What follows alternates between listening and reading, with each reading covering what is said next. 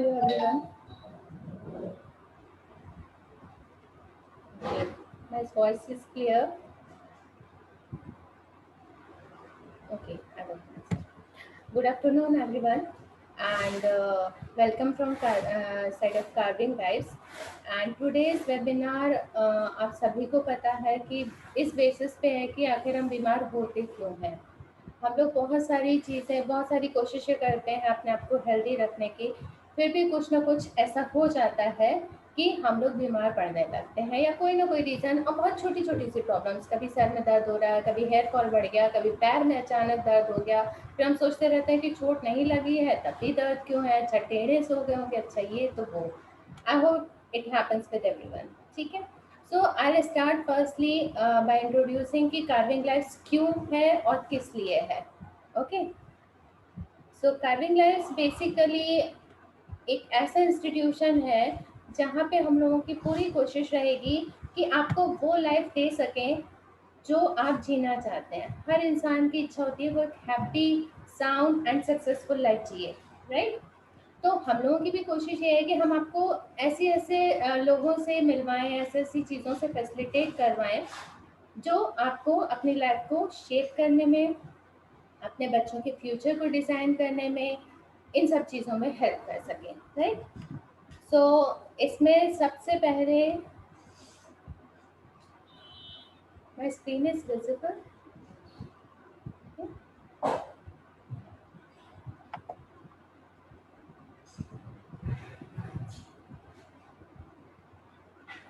So basically carving glass का जो office है वो लखनऊ में सिचुएटेड है।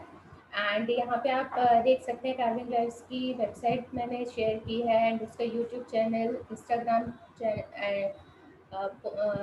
अकाउंट एंड फेसबुक अकाउंट सारे ही यहाँ पे डिस्क्रिप्शन में है, as well as phone number भी। तो सबसे पहले मैं खुद को इंट्रोड्यूस करना चाहूँगी, बिकॉज किसी से भी इंटरेक्ट करने के लिए या किसी पे भी ट्रस्ट करने के लिए उसे जानना बहुत ज़रूरी होता है। बहुत सारे लोग ग्रुप में एंड इस वेबिनार में आज ऐसे हैं जो मुझे पर्सनली नहीं जानते हैं। बिकॉज ऑफ माई फ्रेंड्स उन्होंने मुझसे कनेक्ट किया है, and I am thankful to those friends कि उन्होंने मेरी हेल्प करी। So basically, my name is Rachna Masan, and I'm education-wise MSc, BEd, and MA in psychology. And being a founder director of Carving Lives, मैं आप सबको यहाँ पे welcome करती हूँ। एंड एक चीज़ और मैं अपने बारे में बताना चाहूँगी कि मेरा एक्सपीरियंस 12 years का है with education, and after that I switch to as my profession as a counsellor, जिसमें मुझे 6 years का एक्सपीरियंस है। नाउ मैं आपको इंट्रोड्यूस करूंगी हमारी जो दूसरी स्पीकर हैं, doctor Parinita Srivastava.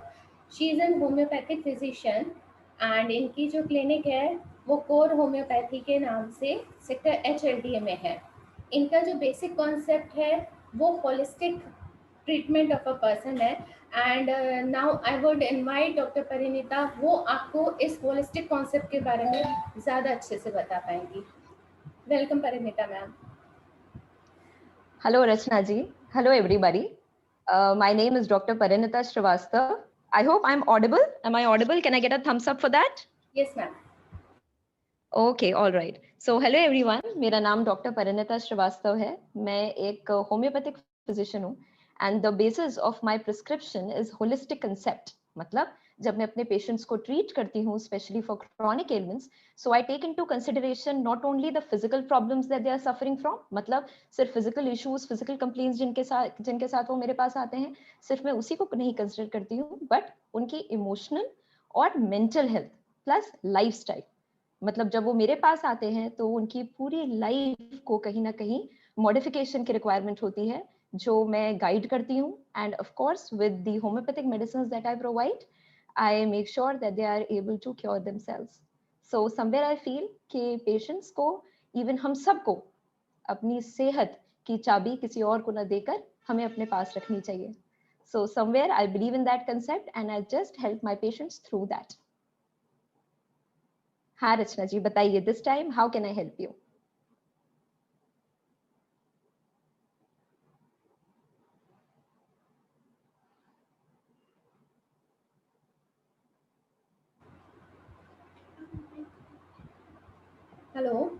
audible? Yep, Okay, आप audible हैं। my mic was not working. Okay, Parineeta ji, आपने जो हाँ चीज़ें जी। बताई, तो मैं सबसे पहला क्वेश्चन आपसे वही पूछूंगी जो हमारे वेबिनार का टॉपिक है। आखिर हम बीमार हाँ जी। होते ही क्यों हैं?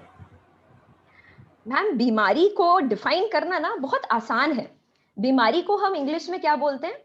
Disease, right? डिजीज का अगर हम इस वर्ड को ब्रेक करें, या जिसे हम हिंदी में कहते हैं संधि करें, तो संधि करने पर निकल कर आता है डिस ईज। मतलब जब जब हमारी ईज डिस्टर्ब होगी, हम डिजीज्ड होंगे। तो हमारी ईज कब डिस्टर्ब हो सकती है? अगर हमें कोई इन्फेक्शन है, किसी किस्म का ट्रॉमा है, कोई चोट लगी है। अब मजेदार बात यह है कि जब हम होम्योपैथिकली पेशेंट को ट्रीट करते हैं, तो हम चोट, सिर्फ फिजिकल चोट को नहीं ध्यान में रखते हैं, उसके मानसिक आघात जिससे वो जूझ रहा है उसको भी ध्यान में रख के ट्रीटमेंट लेते हैं। तो डिजीज के कॉजेज मल्टीपल हो सकते हैं। मोस्ट ऑफ द टाइम्स जो डिजीजेस होती हैं वो लाइफस्टाइल मीडिएटेड भी होती हैं। यहाँ पर अगर लाइफस्टाइल की बात करें तो लाइफस्टाइल में क्या क्या चीजें आ जाती हैं? 4 pillars of lifestyle are: number 1 is diet, number 2 is exercise, number 3 is sleep, and number 4, but definitely not the last, one of the most important criteria is emotional health. तो ये सारे पैरामीटर्स किसी भी एंगल में जब भी disrupt होंगे, या जब भी इनमें से किसी भी पैरामीटर में कोई भी इम्बैलेंस आएगा, तो बीमारी ओरिजिनेट होगी। अगर उस बीमारी को उसी टाइम पर एड्रेस कर दिया जाता है, फेयर इनफ। बट कई बार ऐसा होता है कि यही बीमारियां काफी काफी टाइम तक लिंगर करती रहती हैं, कई बार हमारी खुद की लापरवाही की वजह से, या कई बार हमें हमारी इग्नोरेंस की वजह से, तो उन सबसे बीमारियां बनती हैं। तो इसलिए हम बीमार होते हैं। Thank you so much ma'am.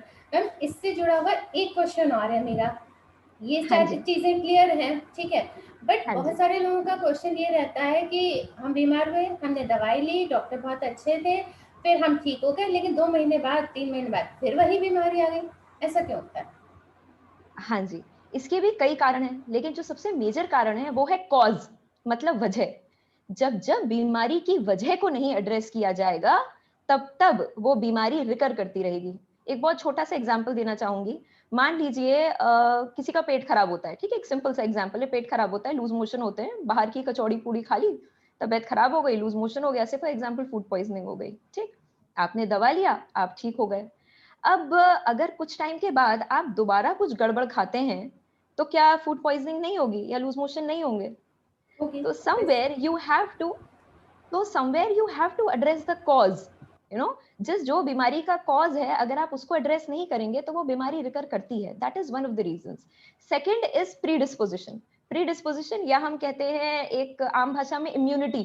कहते हैं ना कि फलाने की इम्यूनिटी कमजोर थी है, इसलिए उसको जल्दी जल्दी सर्दी जुकाम हो जाता है। हर किसी को चेंज ऑफ सीजन में सर्दी जुकाम नहीं होता। कईयों के कहो पेट खराब हो जाए, कईयों को कहो कुछ भी ना हो, एकदम हेल्दी रहे। तो ये काफी हद तक डिपेंड करता है कि इंसान का प्रीडिस्पोजिशन कैसा है, या उसकी इम्यूनिटी किस तरीके की है। होम्योपैथिकली जब हम इस तरीके के केसेस को टेकअप करते हैं, तो इम्यूनिटी वाले एंगल को तो हम स्ट्रेंथ देते ही हैं, साथ ही साथ इंसान को होलिस्टिकली और भी कई सारे पैरामीटर्स पर एड्रेस करते हैं। मैम, इन चीज़ों में हमारे ब्रेन का या हमारी सोच का या एक माइंडसेट होता है एक इंसान का, उसका क्या रोल रहता है? इसका आंसर मेरे पास है, बट मैं चाहूंगी कि मेरा इस क्वेश्चन का आपके आंसर मेरा एक patient they. So I want to play a video. Can you just help me out with this, Rachna ji? Sure sure. Yeah.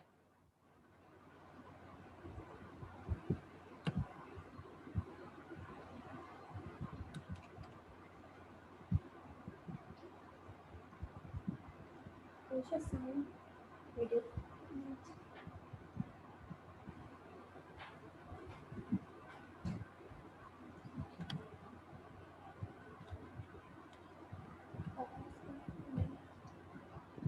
Ma'am, there's no voice. आवाज नहीं आ रही है।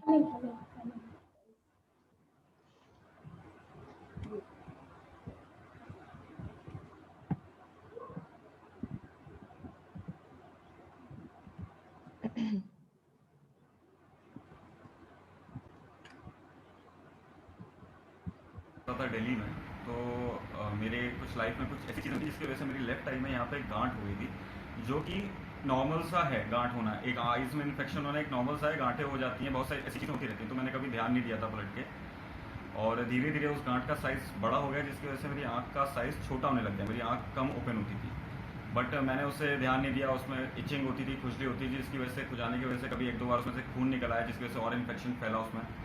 बट उसे मैं नॉर्मली लेता गया, जैसा कि हम लोग करते हैं, नॉर्मली ले लेते हैं किसी फिजिकल इन्फेक्शन को। जब मैं लखनऊ आया लास्ट ईयर दिसंबर में, तो मेरी फैमिली के प्रेशर की वजह से मैंने डॉक्टर परिणीता जी को विजिट किया क्योर होम्योपैथी क्लिनिक में। और उन्होंने मुझे बताया कि बहुत सारे मेंटल इश्यूज ऐसे होते हैं जिनको हम डिस्कस नहीं करते, जो कि ज़्यादा होने की वजह से वो फिजिकली एक डिजीज़ बिल्डअप कर देते हैं हमारी बॉडी में, जो कि मेरे साथ हुआ था, जो कि मुझे आइडिया भी नहीं था ऐसा हो सकता है, नॉलेज भी नहीं थी इस चीज़ की।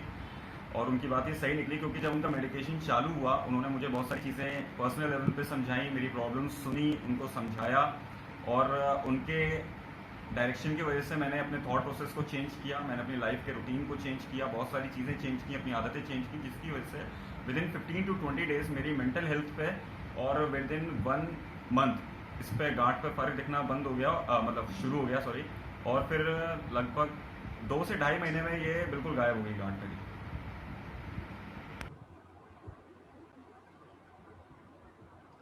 That's great, ma'am. मैं थैंक यू। मैं आप लोगों को दिखाना चाहूंगी, मैम मेरी स्क्रीन एनेबल्ड है, Yes, ma'am. Sharing screen enabled है? Yes, yes, okay, ma'am. Alright. तो मैं यही चीज आप लोगों को दिखाना चाहूंगी कि एग्जैक्टली सिनेरियो इस पेशेंट का क्या था। आप लोग सब देख सकते हैं? Can I get a thumbs up? Ma'am, is it visible? Yes, ma'am, visible. Yes. तो मैं इसको थोड़ा सा एनलार्ज कर दूंगी and then I will help you see this. अगर आप लोग देख सकते हैं तो अभी जिस पेशेंट का आपने इंटरव्यू देखा है, एक शॉर्ट इंटरव्यू मैंने लिया है, तो उसमें आप यहाँ पर देख सकते हैं कि इनके एक ये गांठ है। यहाँ पर आप देख सकते हैं इसकी आई ऑलमोस्ट कवर्ड है इस पेशेंट की यहाँ पर, एंड विद इन 2.5 months जैसे ये बता रहे हैं, इनकी ये गांठ डिसॉल्व हो गई। अब होम्योपैथिकली हम इसको कई एंगल्स और पैरामीटर्स पर जज कर सकते हैं कि एग्जैक्टली ये कैसे हुआ होगा and things like that. But कुल मिला के आप लोगों को जो बात बताने का मेरा पर्पस है वो ये है कि somewhere holistic concept is something जिसको अगर होम्योपैथिकली फॉलो किया जाता है तो उसका रिजल्ट ये होता है कि पेशेंट की जो बीमारी है वो तो सॉल्व होती ही है। मतलब आंख में ट्यूमर, आंख में गिल्टी थी इस पेशेंट के, वो गांठ तो सॉल्व हुई ही हुई, लेकिन साथ में जो इमोशनल फैक्टर्स और इश्यूज थे अटैच्ड इस पेशेंट के साथ, वो भी काफी हद तक सॉर्ट हुए through medication as well as counselling. एक छोटा सा एग्जांपल और देना चाहूंगी, पेट खराब होना, बार बार मोशन जाना, कहीं बाहर जाना है, उससे पहले लगता है कि भाई एक बार फ्रेश हो आए, इस तरीके की समस्याएं लगता है पेट संबंधित है। बट कहीं ना कहीं इसका ओरिजिन हमारे माइंड से भी है। मतलब इसी तरीके की इश्यूज, एंजाइटी और स्ट्रेस, या जिसे हम आईबीएस कहते हैं, तो ये IBS is irritable bowel syndrome, मतलब बार बार मोशन जाना because of some stress factors. तो ये सारी चीजों को थ्रू होम्योपैथिक मेडिकेशन काफी हद तक क्योर किया जा सकता है। एंड इसी के साथ साथ और भी कई ऐसी बीमारियां हैं, जैसे एक्ने हो गया, जैसे मुहासे निकल आते हैं, दाने, पिंपल्स हो जाते हैं, उसके लिए हम इतने सारे क्रीम्स, ऑइंटमेंट्स, मुल्तानी मिट्टी से एलोवेरा तक कुछ छोड़ते नहीं हैं। बट समवेयर इस तरीके की बीमारियों में भी ये समझना जरूरी है कि ये भी काफी हद तक hormonal imbalance, I am sure मेरी बातें आप सब लोगों को समझ में आ रही हैं। हार्मोनल इम्बैलेंस इज समथिंग जो आप सब लोग क्लियर हैं जिससे? Can I get a thumbs up? एक थम्स अप मिल सकता है?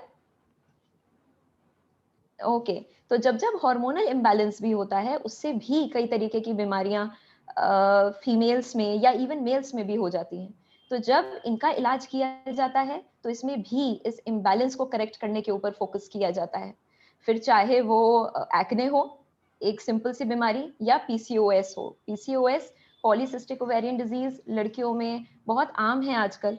पीरियड्स के इश्यूज हो जाते हैं, पीरियड्स स्किप हो जाते हैं, कई कई महीनों तक नहीं आते, इसका भी होम्योपैथी में बहुत अच्छा इलाज है। और इसमें भी जब होम्योपैथी में हम ट्रीटमेंट देते हैं तो सिर्फ पीरियड्स को रेगुलराइज करना ही फोकस नहीं होता है, वो स्ट्रेस फैक्टर्स जिसकी वजह से पेशेंट परेशान होता है, जो कहीं ना कहीं कॉज होते हैं इस तरीके की बीमारियों का, उसको भी एड्रेस किया जाता है, होलिस्टिकली एड्रेस किया जाता है। Diet, lifestyle, everything is taken into consideration and the results are, trust me, beautiful. इसी के साथ मैं एक छोटा सा केस और प्रेजेंट करना चाहूंगी, यही पीसीओएस का। Ma'am, if you allow, Rachna ji. Yeah, sure. I yeah, अलग अलग। यहाँ पर एक छोटा सा प्रेजेंट एक है, आप लोगों को अगर मेरी स्क्रीन दिख रही है थोड़ा साइज तो इंक्रीज मैं कर इसको, रही हूँ। हाँ जी मैं दिखा रही हूँ मैम। देखिए ये एक अल्ट्रासाउंड है एक बच्ची का, जिसमें शुरुआत में है findings that are suggestive of question mark PCOD. Usually PCOD is again polycystic ovarian disease, एक बहुत कॉमन हार्मोनल इम्बैलेंस की समस्या है जो फीमेल्स आजकल फेस कर रही हैं, लड़कियां फेस कर रही हैं, लेडीज फेस कर रही हैं, जिसकी वजह से होस्ट ऑफ इश्यूज होते हैं, जिसमें इनफर्टिलिटी एक बहुत बड़ा वजह निकल कर सामने आता है। इसका भी बहुत अच्छा इलाज है और ये बाद की रिपोर्ट है, इसको मैं पूरा आपको क्लियर दिखाती हूँ। Again this is the name of the patient और ये सारा पेशेंट की कंसेंट के साथ मैं डिस्प्ले कर रही हूँ। एंड यहाँ पर इनका अल्ट्रासाउंड क्लियर है। हार्मोनल इम्बैलेंस, इसमें LHFSH मतलब एक तरीके के हार्मोन्स होते हैं जो इम्पैक्ट हो जाते हैं, वो भी ये आप देख सकते हैं बिफोर ये लेवल्स काफी कम है एंड आफ्टर द ट्रीटमेंट ये लेवल्स नॉर्मलाइज हो गए हैं। जिस चीज की तरफ मैं आप सबका ध्यान आकर्षित करना चाहती हूँ वो है इस पेशेंट का टेस्टिमोनियल, जो मैं पढ़ के सुनाना चाहूंगी। आई होप आप लोगों को दिख भी रहा होगा। Rachna ji, is it visible? It's visible but little bit blur. Okay so I read करोगे तो आ मैं पढ़ती जाएगा। हूँ, मैं रीड करती हूँ। इसमें लिखा है that the name of the patient is mentioned and she has said that I would love to tell you that I'm completely fine now, no signs of depression and anxiety, but very joyful and happy. I'm having my periods normally and on time. And then she has said that the problem got solved with homeopathy. अब यहाँ पर मैं ध्यान आकर्षित करना चाहूंगी इन दो special words के ऊपर, डिप्रेशन एंड एंजाइटी। तो ये दो ऐसे फैक्टर्स हैं और ये एक ऐसे टर्म्स हैं जो आज के टाइम में ऑलमोस्ट हर कोई जानता है, thanks to media and thanks to whatever incidents अभी पास्ट में हुए हैं। डिप्रेशन और एंजाइटी आजकल के टाइम की बहुत कॉमन समस्याएं हैं, but most of the times they remain unchecked, unaddressed. तो ऐसे में काउंसलिंग की डेफिनेटली इंपॉर्टेंस है एंड साइमल्टेनियसली इसका ट्रीटमेंट भी है और होम्योपैथी में बहुत ही वंडरफुल ट्रीटमेंट है। So yes that is it. Ma'am एक हाँ जी मैम। क्वेश्चन और है इम्पोर्टेंट हाँ जी हाँ कि जी कई बताइए। बार होता है जैसे हम लोग डॉक्टर्स के पास जाते हैं तो वहाँ डिफरेंट पेशेंट्स होते हैं। हमें कई बार दिखता जी है कि जो प्रॉब्लम हमारे अंदर है वही प्रॉब्लम हमें औरों में भी दिखती है, लाइक सिंपली लोअर बैक एक है, हेयर फॉल है, या एक्ने भी एक उसका पार्ट है, या रैशेज ऑन स्किन है। बट हर एक इंसान की दवाई भी अलग अलग है, उसके ट्रीटमेंट का जो कोर वे ऑफ ट्रीटमेंट होता है वो भी अलग अलग है। तो why this is so? Ma'am ये तो बेसिस है होम्योपैथी का, आपने होम्योपैथी के बेसिक कंसेप्ट को ही क्लियर कर दिया है यहाँ पे। होम्योपैथी का कंसेप्ट इज अबाउट इंडिविजुअलाइजेशन। जरूरी नहीं है कि जो इंसान मेरे पास एंजाइटी से फॉर एग्जांपल एंजाइटी या डिप्रेशन की समस्या को लेकर आया है और उसको जो मैं दवा दूंगी वही एक दूसरे बंदे को भी दूंगी, या अगर कोई पेशेंट मेरे पास एक्ने के ट्रीटमेंट के लिए आया है तो अगर एक बंदे के ऊपर एक एक्ने की दवा चलेगी तो बाकी लोगों के ऊपर भी वही दवा चलेगी। It doesn't work like that. The basic concept of individualisation, तो जो भी मेडिकेशन होम्योपैथिकली दिया जाता है that is done by taking into consideration not only as I said overall constitution को ध्यान में रखा जाता है। और कॉन्स्टिट्यूशनली तो अगर देखा जाए तो दो लोग एक जैसे हो ही नहीं सकते। जब हमारे हाथ की पांचों उंगलियां एक जैसी नहीं हो सकती तो दो लोग तो वैसे भी बहुत बड़ी चीज है। हर इंसान अलग है और हर इंसान अपने आप में यूनिक है और इसलिए हर इंसान की बीमारी में और हेल्थ में दोनों में मैनिफेस्टेशंस अलग अलग हैं और इस यूनिकनेस को होम्योपैथी में बहुत इंपॉर्टेंस दी जाती है। मैम क्या ये जो एक यूनिकनेस में आप कह रहे थे, तो इसमें जो एक बेसिक माइंडसेट होता है, जैसे आपने लाइफस्टाइल कही एक इंसान की, एंड या एक सोचने समझने का तरीका, how you can change it little bit, उस पर आप बताइए कि उसको कैसे चेंज किया जा सकता है। मेडिसिन से आप ठीक हो सकते हैं बट एक जैसे माइंडसेट वाली चीज़ है, लाइफस्टाइल वाली चीज़ है। जी जी जी जी जी मैं बताती हूँ आपको। इसमें देखिए होता क्या है ना, अगर कोई माइंडसेट का पैटर्न ऐसा है जिसकी वजह से इंसान परेशान है, जैसे अभी इस पेशेंट का जो ये ट्यूमर जैसा था इसके आई पे, इसके केस में इस पेशेंट ने क्या कहा, इसने खुद ही मेंशन किया है कि मेरे लाइफ में इश्यूज थे जिसकी वजह से मैं परेशान था। तो कहीं ना कहीं कुछ आपके बेसिक थॉट पैटर्न्स इस तरीके के हो जाते हैं जो आप ही को नेगेटिवली इम्पैक्ट करने लगते हैं। उसको समझना, उसको रियलाइज करना, उसको अकॉर्डिंगली मॉडिफाई करना, उसके लिए गाइडेंस देना, दैट इज समथिंग जो हमारे डोमेन का पार्ट है। हाँ, अगर ये एक ऐसी चीज है जो इंसान को नेगेटिवली इम्पैक्ट कर रही है किसी बीमारी के फॉर्म में, वो हम होम्योपैथिकली चेंज कर सकते हैं और करते भी हैं। अब जहां तक बात आती है कोर माइंडसेट को चेंज करने की, इसमें कहीं ना कहीं पेशेंट की खुद की भी रजामंदी होनी चाहिए। अगर एक इंसान खुद ये चीज रियलाइज करता है कि हाँ ये एक पर्टिकुलर मेरे में पैटर्न है जो मुझे दिक्कत कर रहा है, and I want to come out of this issue, so it is only then that he can be helped. और इसमें मैम सबसे अच्छा एग्जाम्पल तो आप खुद हैं। थ्रू कार्विंग लाइव्स आप खुद लोगों को हेल्प करती हैं, whereby they are able to realise their potential and understand their core mindset. तो इसमें मुझे लगता है मेरे से बेहतर आप बता सकती हैं कि कैसे पेशेंट्स अपने इस पोटेंशियल को रियलाइज कर सकते हैं। Yeah, thank you so much for that, ma'am. And surely I would जी like to share कि how we work on it. जी एक्चुअली जी बिल्कुल आप मैम। होम्योपैथी कर रहे हैं एंड हम लोग जैसे करते हैं हम लोग का थोड़ा सा डिफरेंट है, बिकॉज बीइंग ए साइकोलॉजिस्ट हम लोग साइकोसिस पे ज़्यादा वर्क करते हैं, उनकी थॉट प्रोसेस पे कि उनका सोचने का तरीका क्या है। एंड जब हम सेशन लेना शुरू करते हैं तो काफ़ी कुछ जब हम उनसे प्रॉब्लम्स शेयर करते हैं या उनकी प्रॉब्लम सुनने बैठते हैं, एक्चुअली हम लोग को बीइंग अ साइकोलॉजिस्ट सबसे अच्छा काम होता है बी अ गुड लिसनर। ठीक है, तो हम लोग को सुनना बिल्कुल बहुत अच्छा लगता है।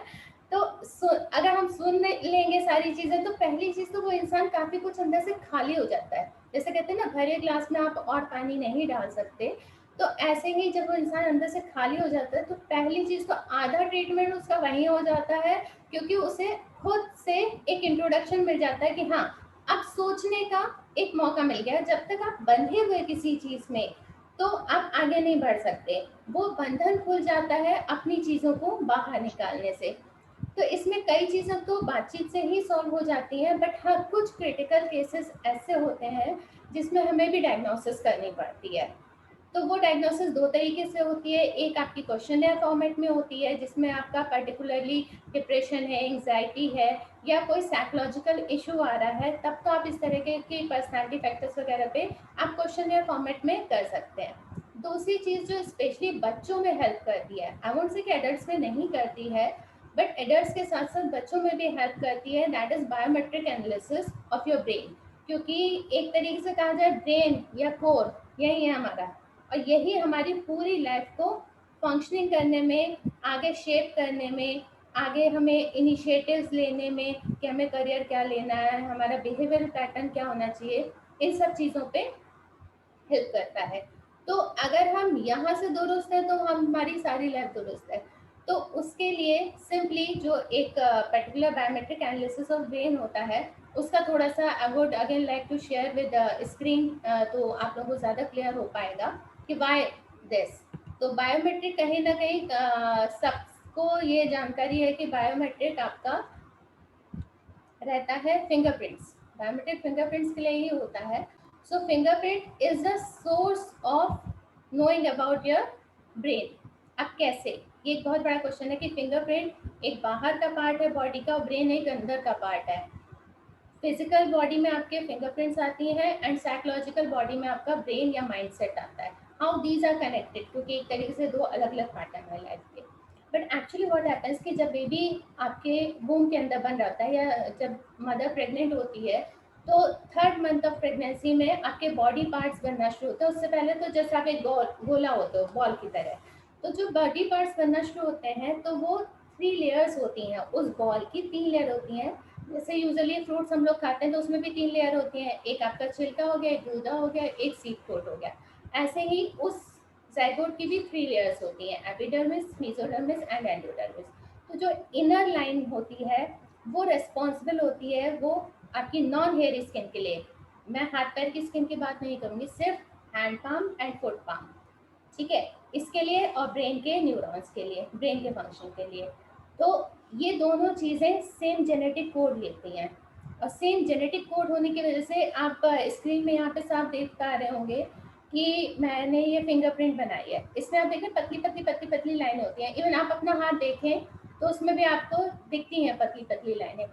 ये पतली पतली लाइनें आपके न्यूरॉन की डेंसिटी को बताती हैं। एक स्लाइड और शेयर करूँगी जिससे आपको और क्लियर हो जाएगा। ये हमारा ब्रेन है। ब्रेन में 2 पार्ट्स होते हैं। काफ़ी लोगों को पता होता है कि एक हमारा लेफ्ट ब्रेन होता है, एक हमारा राइट ब्रेन होता है, ठीक है। बट उस ब्रेन में भी 5 लोब्स होते हैं, और वो लोब्स जो होते हैं ऐसे ही 10 पार्ट में डिवाइड कर देते हैं ब्रेन को, और हर पार्ट का फंक्शन अलग अलग होता है जो हमारी 10 उंगलियों पे कनेक्टेड होता है। लाइक हमारे अगर थम्स की बात की जाए, ठीक है, इस पे जो आपकी फिंगरप्रिंट बनी होगी वो आपकी लीडरशिप स्किल्स या आपकी मैनेजमेंट स्किल्स को, ठीक है, कहते हैं यहाँ पे किस्मत होती है। एक्चुअली हमारा प्रीफ्रंटल लोब है जो हमें एग्जीक्यूशन में हेल्प करता है। एग्जीक्यूशन मीन्स आप फाइनली रिजल्ट कहाँ से लेकर आते हो, ठीक है। यहाँ आपके सोचने समझने की शक्ति होती है जो आपकी इस फिंगर से कनेक्टेड होती है। बाकी 3 फिंगर्स आपकी लर्निंग फिंगर्स होती हैं जो आपके बाकी पार्ट से कनेक्टेड होती है। ये पार्ट होता है आपका पैरेंटल लोब जो आपकी मसल स्ट्रेंथ को बताता है। सेकेंड होता है आपका टेम्पोरल लोब जो आपकी लिसनिंग एंड स्पीकिंग स्किल या बोलने और सुनने की शक्ति को बताता है कि कितना है। एंड लास्ट होता है ऑसिपिटल लोब जो आपकी डायरेक्ट आइज से कनेक्टेड होता है एंड आपके विजुअल्स के बारे में उसमें इंफॉर्मेशन स्टोर होती है। तो इस तरीके से आपका पूरा ब्रेन डिफाइन हो सकता है कि उसके न्यूरॉन्स किस तरीके से फंक्शन कर रहे हैं। आप इसमें देख रहे होंगे कि WEWS UWT इस टाइप के सिंबल्स हैं। ये सिंबल्स डिफाइन करते हैं कि किस टाइप की फिंगरप्रिंट है और उस टाइप की फिंगरप्रिंट से ही आपकी पर्सनैलिटी या यूनिकनेस डिफाइन होती है। So again coming back to the everyone is unique, हर एक का ये कॉम्बिनेशन अलग अलग होता है, उसी हिसाब से हर एक इंसान की पर्सनैलिटी अलग अलग होती है। मैं ये नहीं कहूँगी कि WE या WS औरों में नहीं होगा, होगा, पर सेम परसेंटेज पे नहीं होगा, सेम रैंक पे नहीं होगा, सेम फिंगर में नहीं होगा। अगर सेम फिंगर में भी है तो भी कुछ ना कुछ डिफरेंस रहेगा, क्योंकि जब हम परफॉर्म करते हैं तो हम एक ब्रेन का एक पार्ट लेके परफॉर्म नहीं करते हैं, हम होलिस्टिक परफॉर्मेंस देते हैं। तो होल ब्रेन परफॉर्म करता है एक साथ। जो आप सीखेंगे, जो आप सोचने समझेंगे, जो आप अपनी लाइफ को डिज़ाइन करना चाहेंगे वही आप एग्जीक्यूट करेंगे। ऐसा तो है नहीं कि हमने फ्रेंच सीखी, हिंदी में आंसर सोचा और इंग्लिश का या मैथ्स का पेपर देकर आ गए, वो नहीं होता है, ठीक है। सो पूरा ब्रेन आपका एक साथ काम करता है, तो इन सारे लोब्स का एक दूसरे से कोऑर्डिनेशन बिठाना बहुत ज़रूरी है। जहाँ ये कोऑर्डिनेशन बिगड़ा, आप मेंटली कहीं ना कहीं डायलेमास में फंसते हो, कभी डिप्रेशन, एंग्जाइटी, सब कोर यही है, ठीक है। तो ये एक ऐसा डायग्नोस्टिक प्रोसेस है जिससे आप अपने ब्रेन को पूरा समझ सकते हैं, खुद की पर्सनैलिटी को समझ सकते हैं, फिर आप जो चाहें वो चेंज कर सकते हैं। चाहे आप अपने कैलकुलेटिव स्किल्स को चेंज करें, जिस चीज़ में आप वीक हैं आपको पता चला, आपने प्रैक्टिस करी जी, वहाँ सक्सेसफुल हो गए। ऐसा तो नहीं कि मैथ्स कमज़ोर है तो हमेशा रहेगी, नहीं, लेकिन हमें पता हो कि क्या कमज़ोर है और क्या सुधारना है। और जहाँ आपको थोड़ी थोड़ी चीज़ों में सक्सेस होने लगती है कि मान लीजिए एक बच्चा आज उसके 6 मार्क्स आए, कल को 8 मार्क्स आए, तो उसके अंदर क्या होता है, होप आ जाती है, एक पॉजिटिविटी आ जाती है। और ये जहाँ पॉजिटिविटी आपके अंदर आई, आपके माइंडसेट में पॉजिटिविटी आई, तो आपकी सारी चीज़ें धीरे धीरे ठीक होने लगती हैं। एंड यही चीज़ मैम आपने भी डिस्कस किया था परिणीता मैम, जो हाँ जी मैम। डिप्रेशन होता है वो कहीं ना कहीं इमोशंस से रिलेटेड है। तो आईक्यू पे तो सारे पेरेंट्स, सारे लोग ध्यान देते हैं कि हमारी इंटेलिजेंस क्वोशिएंट अच्छा होना चाहिए, कोई इस पे क्यों नहीं ध्यान देता कि हमारा इमोशनल क्वोशिएंट भी बैलेंस होना चाहिए। एडवर्सिटी क्वोशिएंट एक ऐसा क्वोशिएंट है जो आपको स्ट्रेस सिचुएशन में आप कैसे डील करते हो, कितना आप अपने आप को स्टेबल रख सकते हो परेशानियों में भी, वो आपको बताता है। क्रिएटिविटी क्वोशिएंट सबके लिए इम्पॉर्टेंट है, क्योंकि आजकल के कॉम्पिटिटिव लाइफ में अगर आप क्रिएटिव नहीं हो, आप इनोवेटिव नहीं हो, तो आप कैसे कॉम्पीट कर पाओगे। सो इन चारों क्वेश्चंस की वैल्यू है जो हमें इस डायग्नोसिस से पता चलती है। इस डायग्नोसिस का बहुत सिंपल सा प्रोसेस है, 10 मिनट्स लगते हैं फिंगरप्रिंट्स लेने में, 2 से 3 दिन का टाइम लगता है आपकी 40 पेजेस की रिपोर्ट आने में, एंड उसके बाद आपको life time consultation carving lifes की तरफ से मिलेगा, ठीक है। उसमें आपके अगेन एंड अगेन कोई चार्जेस नहीं होते, इसलिए परेशान ना हो कोई व्यक्ति भी। तो डायग्नोसिस एक बार ही होती है, बट हाँ हेल्प लाइफ टाइम मिलती है। बस ये कि जहाँ नीड होती है वहीं आपको हेल्प लेनी है या डायग्नोसिस करवानी है, अदरवाइज बातचीत से भी काफ़ी चीज़ें सुधर सकती हैं। सो अभी तो I will say thank you everyone for joining us, and Parineeta ma'am और मैं अभी भी आपके साथ हैं, वो से एक फॉर्मल थैंक यू है, बट अब मैं सबको अनम्यूट करने जा रही हूँ ताकि आपकी कोई भी क्वेरीज हो पार्टिसिपेंट्स की तो आप आराम से